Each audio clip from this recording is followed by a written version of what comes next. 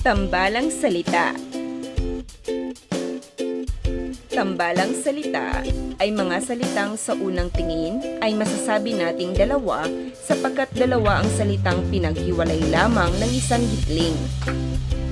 Ngunit ito ay binibilang sa salitang nag-iisa dahil may isa lamang na kahulugan.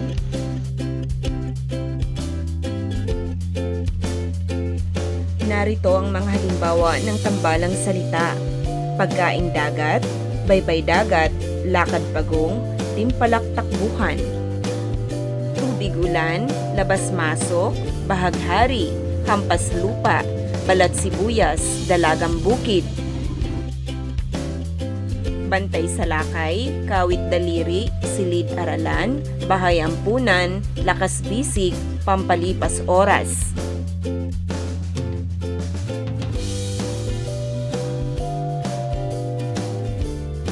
Narito ang iba pang halimbawa ng mga salitang tambalan at ang kahulugan.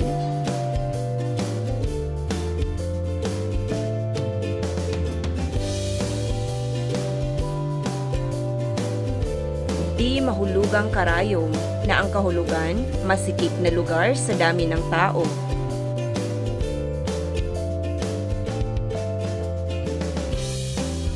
Di maliparang uwak, na ang kahulugan, malawak na lugar. Ningas gugon, na ang kahulugan, madaling mawala.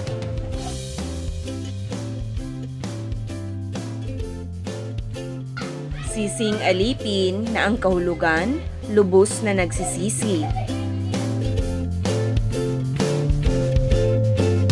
Kwentong kutsero, na ang kahulugan, hindi totoo.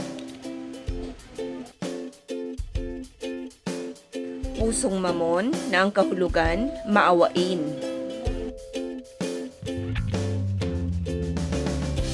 Basahin ang mga pangungusap. Ibigay ang kahulugan ng may salungguhit na tambalang salita.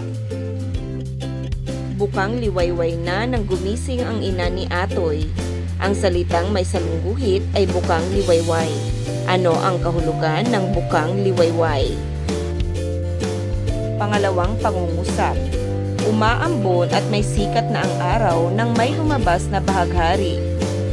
Ang salitang may salungguhit ay bahaghari. Ano ang kahulugan ng bahaghari? Pangatlong pangungusap. Parang tinibang saging sa higaan si Mario.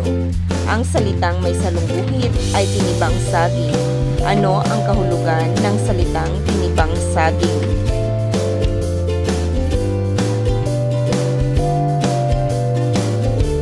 Pang-apat, tahimik sa paligid at kahit boses ipis siyang magsalita ay maririnig pa rin. Ang salitang may salungguhit ay boses ipis.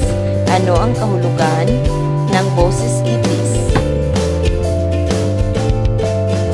At ang panglima, parang hinalong kalamay ang mga tao nang dumating ang malaking baha.